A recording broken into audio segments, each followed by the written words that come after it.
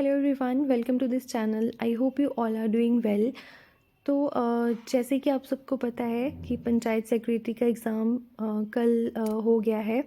तो जिन लोगों का एग्ज़ाम बहुत ही अच्छा हुआ है तो उनके लिए तो अच्छी बात है, बट जिनका अच्छा नहीं हुआ है उनको भी डिमोटिवेट होने की ज़रूरत नहीं है। और बट दुख तो ऑब्वियसली लगता है कि हमारा एग्ज़ाम अच्छा नहीं हुआ है। इवन मैंने भी एग्ज़ाम दिया था VLW का, बट मेरा भी अच्छा नहीं हुआ है क्योंकि मैं प्रिपेयर भी नहीं कर पाई थी एग्ज़ाम, एंड अच्छा भी नहीं हुआ है। तो दुख तो ऑब्वियसली लगता है जब हमारे बहुत ही इजी क्वेश्चंस भी गलत हो जाते हैं, तो हमें फिर काफ़ी डीमोटिवेशन आ जाती है। बट हमें डीमोटिवेट नहीं होना है, क्योंकि डीमोटिवेट होने से कोई फ़ायदा तो है नहीं है। एंड यू नो कि मतलब जब हम एग्ज़ाम देते हैं तो हमें तो उम्मीदें होती ही हैं, बट हमारे पेरेंट्स को भी हमसे बहुत सारी उम्मीदें होती हैं। तो जब हम नहीं अच्छा परफॉर्म कर पाते हैं तो हमें जितना दुख लगता है उससे ज़्यादा दुख हमारे पेरेंट्स को भी लगता है। सो मैं तो यही कहूँगी कि बेशक अभी एक एग्ज़ाम आपका अच्छा नहीं हुआ है तो हमें अब नेक्स्ट आने वाले एग्ज़ाम्स पे फोकस करना चाहिए। तो उसके लिए ही मैंने यहाँ पे 40 days strategy for the revision, और you can say for the practice of finance account assistant exam, मैंने यहाँ पे टॉपिक्स डिवाइड किए हैं। तो 40 डेज़ आज जैसे 11 हैं तो अभी 21 डेज़ इस मंथ के भी रहते हैं। एंड अगर आगे वाले जैन की भी हम 20 तक का टाइम लेके चलें कि उसके बाद एग्ज़ाम होगा, तो उसके अकॉर्डिंग मैंने ये जो टॉपिक्स हैं इनको डिवाइड किया है डेज़ में। तो ये तो मेरे अकॉर्डिंग जो मुझे लग रहा है कि मतलब मैंने उसके अकॉर्डिंग डिवाइड किया है। बाकी अगर किसी को मतलब everyone can divide according to your own capability कि आप कितने दिन में किसी चीज़ को रिवाइज़ कर सकते हैं और अच्छे से प्रैक्टिस कर सकते हैं। मैंने जैसे आप यहाँ पे देख सकते हैं GK with special reference to JNK UT, क्योंकि स्कोरिंग टॉपिक है, मतलब मैक्सिमम मार्क्स जैसे 30 मार्क्स का ये टॉपिक आपको एग्ज़ाम में पूछा जाएगा। तो इसके लिए 10 डेज़ का टाइम मैंने यहाँ पे रखा है। इन 10 दिनों में आपने ये जितने भी सब टॉपिक्स इसके अंदर आते हैं, जैसे कि इसमें तो 10 ही सब टॉपिक्स आते हैं including your current events, polity, Indian culture, transport and communication, demography, rivers and lakes, weather, climate, crops, environment, ecology, JNK UT, history, economy, geography, heritage and culture, important tourist destinations, JNK Reorganization Act 2019। तो ये total 10 सब topics इसमें आते हैं। तो 10 days में आपको ये सारे टॉपिक्स पढ़ने हैं।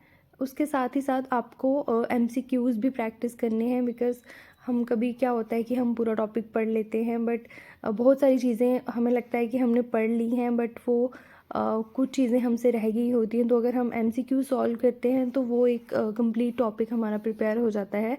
तो इन 10 दिनों में ये हम कर सकते हैं टॉपिक पूरा पढ़ के, हर एक सब टॉपिक के MCQ सॉल्व करके। तो ये 10 दिन में टॉपिक हमारा जो है वो अच्छे से रिवाइज हो जाएगा। Next accountancy and book keeping, again ये भी 30 मार्क्स का है, इसलिए मैंने इसको भी 10 डेज़ का जो टाइम है वो रखा है कि 10 दिन में अगर कोई स्टूडेंट इसको रिवाइज़ करेगा तो उसका अच्छे से ये टॉपिक जो है वो रिवाइज़ हो जाएगा। इसमें भी आपको यही करना है, हर एक टॉपिक को अच्छे से जहाँ से भी आपने पहले, क्योंकि सभी ने इसके लिए प्रिपेयर किया था, तो आपने जो भी सोर्स पहले फॉलो किया है, जहाँ से आपने ये टॉपिक्स पढ़े हैं, आप उन्हीं सोर्सेज को वहीं से रिवाइज़ करिए।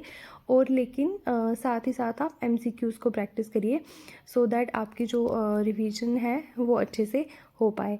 देन स्टैटिस्टिक्स एंड मैथमेटिक्स, ये दोनों टॉपिक्स जो हैं 10 मार्क्स ईच के आपको पूछे जाएंगे।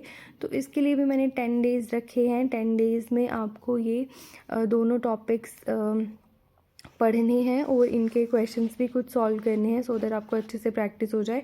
देन आता है कंप्यूटर एंड जनरल साइंस।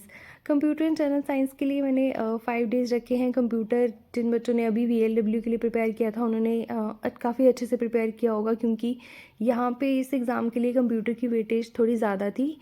तो यहाँ पे लेकिन फाइनेंस अकाउंट असिस्टेंट में आपको 10 मार्क्स का ही पूछा जाएगा। And computer and general science आपको कंप्लीट करना है इन 5 डेज़। अच्छे से आपको MCQs देखने हैं, कहीं से भी आपने जहाँ से पहले पढ़ा है वहीं से टॉपिक्स को रिवाइज़ करिए अच्छे से। देन आता है आपका जनरल इकोनॉमिक्स एंड इंग्लिश। तो इसमें आपने इंग्लिश का जो अगेन आपने यहाँ पे पंचायत सेक्रेटरी के लिए भी पढ़ा होगा, इसलिए मैंने यहाँ पे कम डेज़ रखे हैं, तो मैक्सिमम बच्चों को चीज़ें आती होंगी, इंग्लिश के जो भी कंसेप्ट्स हैं आपने पढ़े होंगे। तो यहाँ पे आपको रिवाइज़ करना है अच्छे से जनरल इकोनॉमिक्स, इसको आपने अच्छे से पढ़ना है एंड अगेन इसके भी MCQ सॉल्व करने हैं। तो ये आपके टोटल मार्क्स बन जाते हैं 120। तो ये मेरे अकॉर्डिंग मैंने 40 डेज़ में इसको डिवाइड किया है। बाकी जब एग्ज़ाम डेट अनाउंस हो जाएगी तो लेट्स सी कि जैन के आपको कितने दिन मिलते हैं, कब आपका एग्ज़ाम शेड्यूल होता है, तो उसके अकॉर्डिंग ये आप अपनी स्ट्रैटेजी को मॉडिफाई भी कर सकते हैं। साथ ही साथ आप किसी भी सोर्स को कहीं से भी आप पढ़ रहे हैं वहाँ से आप ट्राई करिए कि आप कुछ मॉक टेस्ट भी दें, क्योंकि मुझे ऐसा लगता है मैंने मॉक टेस्ट कभी नहीं दिए हैं, तो मतलब मुझे बहुत प्रॉब्लम होती है एग्ज़ाम्स में, बट मुझे ऐसा लगता है कि मॉक टेस्ट देने चाहिए सो दैट आपको एक आइडिया हो जाता है कि फुल एग्ज़ाम आपको कैसा आएगा, और कुछ क्वेश्चंस के लेवल का भी आपको आइडिया हो जाता है। सो ये थी 40 day strategy for the revision come practice of for the finance account assistant exam. अगर किसी को मतलब अच्छा लगता है ये टाइम टेबल जो मैंने डेज़ में डिवाइड किया है, तो you can follow this, otherwise आप अपना भी बना सकते हैं, तो आप उसी के अकॉर्डिंग प्रिपेयर भी कर सकते हैं।